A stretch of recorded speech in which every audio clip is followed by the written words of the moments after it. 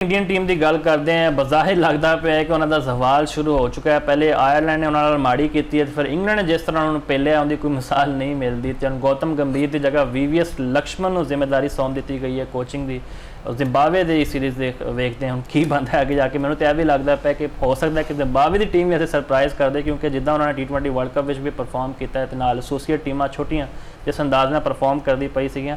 अच्छी सीरीज़ वेखने को मिलणगी। तो जाफर साहब की कहते हो तुसीं? मैनूं तो लगता है कि सरप्राइज़ कोई वड्डा मिलण वाला है, क्योंकि जिवें असीं सिकंदर रज़ा की गल करिए या उन्होंने ब्रायंट, हर खिलाड़ी उन्होंने भरपूर अंदाज में परफॉर्म करता पे। जी मुफाज साहब, तुसीं क्या तुहानूं लगदा कि सवाल शुरू हो रहा? मैनूं यकीन है जी सवाल शुरू हो चुके हैं। तो जिहड़े गौतम गंभीर का जो साइडलाइन करना इस चीज़ का साइन है कि अगली कुछ अरसे दे विच तुसीं वेखोगे कि गौतम गंभीर ने जो खिलाड़ियों ने ज्यादती की है ना, उसका बदला उन्होंने जरूर मिलेगा।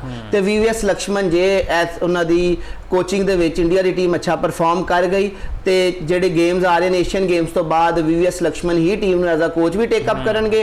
तो श्रेयास अय्यर को कैप्टनसी वापस हो जाएगी तो शुभमन गिल कैप्टन बनणगे।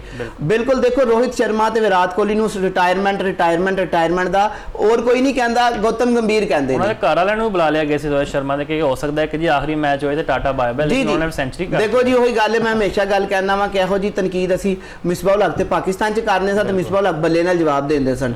ते रोहित शर्मा ने बिल्कुल नाकदिन दा मुंह बल्ले नाल बंद कीता, ते सब तो ज्यादा गौतम गंभीर दा मुंह बंद कीता, क्योंकि वो कुछ ना कुछ इहो जिहा शोशा छड्डदे सन कि ए जिहड़े दो सीनियर खिलाड़ी कोहली ते रोहित शर्मा ने वनडे दा वर्ल्ड कप जिहड़ा 2027 दा नहीं खेडणगे। लेकिन उन्हां दी फार्म च वेखो तुसीं राहुल दी रोहित शर्मा ते नाल कोहली दी जो परफॉर्मेंस इंग्लैंड के खिलाफ जिहड़ी सीरीज़ च परफॉर्मेंस वो कट दे टीम के पल्ले बचदा कि एक हजीमतनाक परफॉर्मेंस सी। हार तो गए, लेकिन जे इन्हां दोवां दी परफॉर्मेंस ना होंदी तो इस तो भी ज्यादा बुरे तरीके नाल हार दे। सिर्फ इन्हां दोवां खिलाड़ियां दी सिर ते उन्हां दी परफॉर्मेंस दे उत्ते वो टिके हुए ने। आखिरी मैच दे विच दूजे किसी खिलाड़ी ने कोई एडी खातर ख्वाह परफॉर्मेंस नहीं विखाई जिहड़ी कि रोहित शर्मा की सेंचुरी ते कोहली दे 72 रन आए ने। जो दोवें काट दो तो एक वन साइडेड मैच सी, तो उन्हां दोवां ने इन्हां दी इज्जत बहाल रखी है। सीरीज़ ते हार गए, लेकिन ज्यादा शर्मिंदगी नाल हार दे। तो मेरे हाल हुण गौतम गंभीर का चैप्टर क्लोज होने वाला है। तो तुसीं वेखोगे कि तुहानूं एशियन गेम्स तो बाद नवे कोच VVS लक्ष्मण मिलणगे। तो जे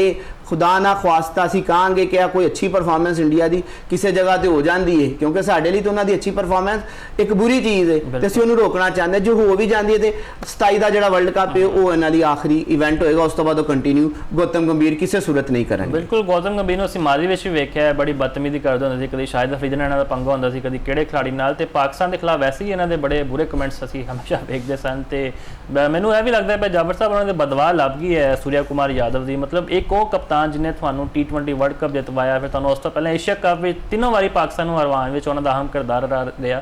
तो एक दो मैच उन्होंने चंगे नहीं खेडे तो बेचारे वैसे ही बाहर करता है। यह भी वजह हो सकती है जिन्हें ज्यादतियां करते हैं खिलाड़ी नाल। फिर श्रेयास अय्यर जिहड़े एक साल तो खेडदा ही नहीं पे टीम में, उन्होंने चक के वापस ले आए। अच्छा, तुहानूं मुफाज जे गौतम गंभीर ते श्रेयास अय्यर दे रिश्ते का पता होए ना, जिहड़ा उन्हां दा ताल्लुक है, तो तुहानूं पता लग जाएगा। KKR दे विच ओह कोच ने तो वो उन्होंने कप्तान ने, उत्थों एक बॉन्डिंग बनी हुई है, तो उसकी वजह तो उन्होंने कप्तानी मिली है। सूर्या कुमार यादव तारीख दे वाहद कप्तान ने T20 च सिर्फ इंडिया दे नहीं पूरी दुनिया दे विच जिन्होंने पिछले कप्तान दे टाइटल नूं कामयाबी नाल दफा किया है, तो मुसलसल दूजी वारी टीम नूं चैंपियन बनाया।